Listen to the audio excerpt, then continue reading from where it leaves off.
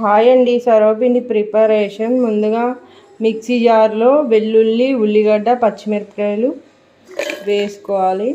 జీలకర్ర సాల్ట్ వేసుకొని మిక్సీ పట్టుకోవాలండి. ఒక బౌల్లో పిండి తీసుకొని బియ్యం పిండి, తగినంత కారం, తగినంత సాల్ట్ వేసుకోవాలి.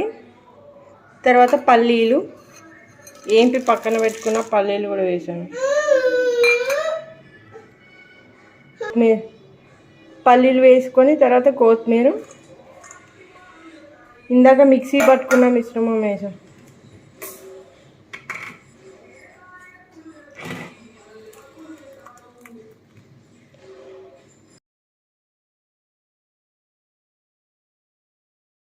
అంతా కలుపుకొని ముద్దలా చేసుకొని సొరపిండి పెట్టుకోవాలి.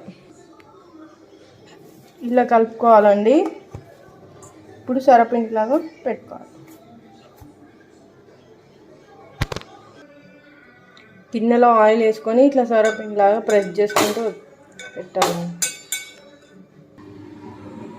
ఇట్లా ఒత్తుకున్నాక ప్రెస్ చేసినాక హోల్స్ పెట్టుకోవాలండి. మంచిగా కాలుతుంది. సిమ్లో పెట్టుకొని కాల్చుకోవాలి. వేడి వేడి సొరపిండి రెడీ. కాలిపోయిందండి తీసి.